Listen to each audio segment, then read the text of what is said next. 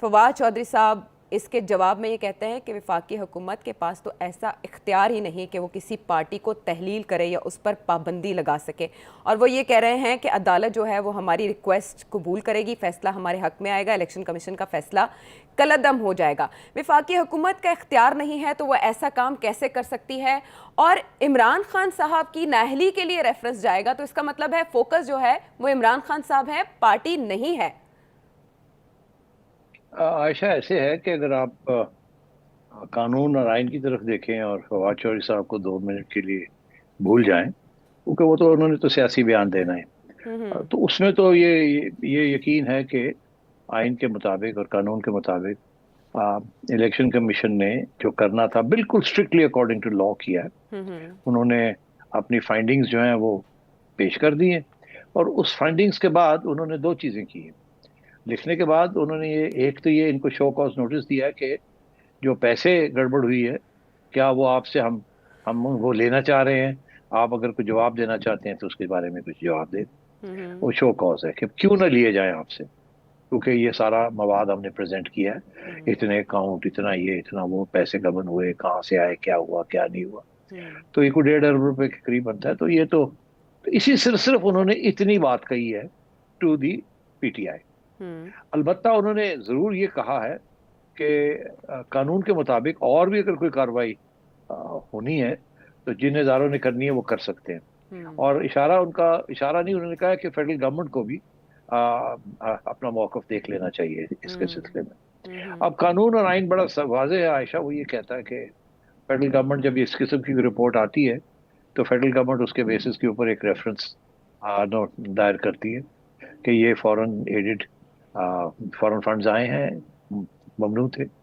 ये कल भी मैंने एक्सप्लेन किया था। तो हम्म। वो तो उसके अब ये दो तीन पहलू निकलते हैं इसके। एक तो ये कि वो अब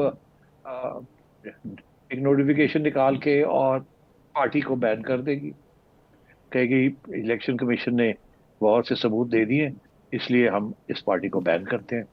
दूसरा ये कि इनके एमएनएज और एमपीएस को हम डीसीट करते हैं कानून के मुताबिक। हम्म। और ये कहने के बाद वो अपना केस जो है सुप्रीम कोर्ट भेज देगी, और सुप्रीम कोर्ट फिर उसके ऊपर फैसला करेगा कि क्या फेडरल गवर्नमेंट ने जो इकदाम उठाए हैं या कदम उठाए हैं वो सही है या गलत है, एटसेट्रा।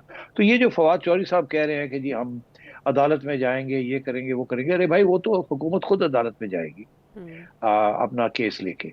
आप वहां पहुंच जाइएगा और हम्म। वहां जाके आप इसको कहिएगा सुप्रीम कोर्ट को कि जी ये गलत कह रहे हैं, बिल्कुल वो आपका हक है। वहां जाके आप अपना पेश कीजिएगा।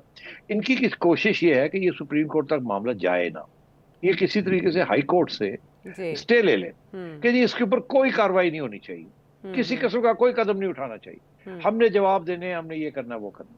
ठीक है। अब असल बात तो ये है कि जवाब जो इन्होंने देना है आशा, हम्म। वो तो सिर्फ एक सवाल के ऊपर देना है, क्या आपसे ये पैसे लिए जाएं या ना लिए जाएं। हम्म।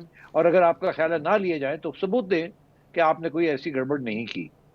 तो वो तो एक सीधा सीधा सा सवाल है। वो है, मेरा ख्याल है इलेक्शन कमीशन भी ये कह रही है कि अगर कोई इसमें आपका ख्याल है कोई हमने कोई सुकम है, कोताही की है हाँ, या तो आप कोई सबूत ले है, आए। कोई मसला है, तो हम्म। सबूत ले आए। जैसे जी। वो कहते हैं जी कि नजम सेठी का नाम सेठी है, लगता तो ऐसे है कि कोई इंडियन नाम है या कोई पाकिस्तानी नाम नहीं है, तो इसलिए हो सकता है कि ये फॉरेन नेशनल हो।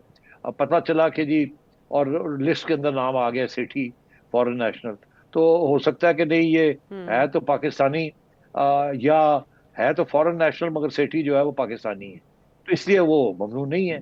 अगर सेठी इंडियन हो तो वो ममनू है, या अमेरिकन हो तो ममनू है। सेठी हम्म। पाकिस्तानी है तो ममनू नहीं है। तो इस हम्म। किस्म की है। और बहुत से लोग हैं, किसी ने $100 दिए, किसी ने $500 दिए, किसी ने $1000 दिए, किसी फंड के अंदर $10,000 गए।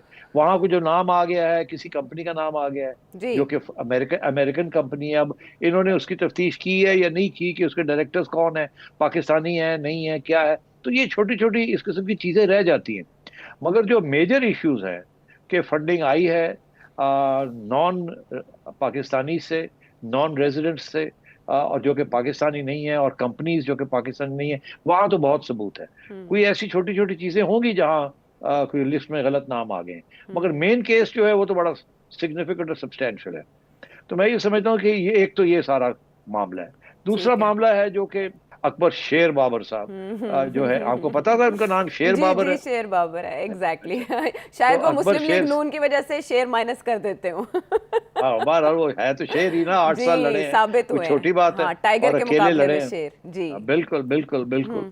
तो अकबर शेर बाबर साहब जो है वो अपना वकीलों के साथ इस वक्त कंसल्ट कर रहे हैं कि उन्होंने अब आगे क्या करना है। ठीक है। और जो कि चिड़िया की खबर यही है कि वो जो देख रहे हैं, अब पता नहीं आगे बढ़ेंगे या नहीं बढ़ेंगे, मगर आज तक की जो चिड़िया की खबर है वो यही है कि वो सोच रहे हैं कि वो भी खान साहब को डिस्क्वालिफिकेशन की तरफ जाती तौर पे for false affidavits and false claims and Sethi साहब, झूठ इंडिविजुअल भी बोलना। लेके जा सकता है ना इलेक्शन कमीशन के फैसले जी, को? गवर्नमेंट हाँ। भी गवर्नमेंट भी लेके जा सकती है, इंडिविजुअल भी लेके जा सकता है, 10 इंडिविजुअल भी लेके जा सकते हैं। हर बंदा उठ के चाहे तो लेके जा सकता है, और फिर सुप्रीम कोर्ट ये सारी पिटीशंस जो है उनको क्लब करके सुनना पड़ेगा। अच्छा। और आपको कल भी मैंने बताया था कि हम्म। गवर्नमेंट जो है, जो मेरी इत्तला के मुताबिक गवर्नमेंट जो है वो इसके ऊपर काफी तवज्जो दे रही है। हम्म। और इसको, उनका ख्याल है कि द आयरन इज हॉट, हम्म। इसलिए अभी बिल्कुल स्ट्राइक करना है हमने, और हमने हर पहलू को सामने रखना है, हर एंगल से अटैक करना है इमरान खान को, हम्म। और इनको जीने नहीं देना, और इनको डिस्क्वालीफाई करके रहना है हमने। जी बिल्कुल तो सेठी गवर्नमेंट साहब, तो बिल्कुल ऐसी पूरा खबरें हैं कि करेगी। नवाज शरीफ साहब ने भी हिदायत जारी की हैं कि आइंदा 48 घंटों में रेफरेंस हर सूरत भेजा जाए, ऐसा ही है? अच्छा, ऐसी खबरें चल रही हैं? जी बिल्कुल, ऐसी खबरें चल रही हैं कि उनकी हिदायत हैं कि इस रेफरेंस पे फौरी काम किया जाए, 48 घंटों के अंदर रेफरेंस भेजा जाए।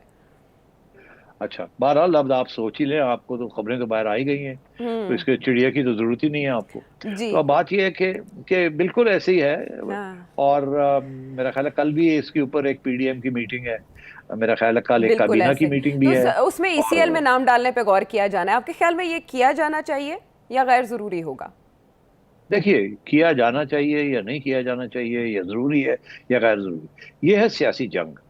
हम्म। ये सियासी जंग है एक शख्स और एक पार्टी जिसके साथ बड़ी ज्यादतियां हुई हैं 2014 से लेके आज तक। जी। और वो समझते हो, जो कि मियां साहब ने अपनी एक छोटी सी प्रेस टॉक के साथ कल जिक्र किया कि हम्म। मैंने अपने बेटे से पैसे नहीं लिए, तो उसके ऊपर मुझे डिस्क्वालीफाई कर दिया फॉर लाइफ।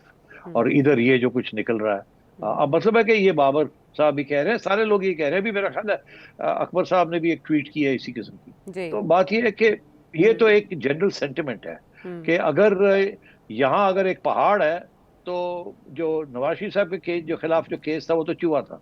हम्म। और अगर इसको कहते हैं ये चूहा है, जो कि शेख रशीद साहब कहते हैं ये चूहा है, तो फिर तो फिर नवाज शरीफ साहब के खिलाफ क्या था? तो हम्म। अब बात यह है कि अगर इंसाफ होना है तो फिर तकाजे तो एक ही किस्म के होने चाहिए।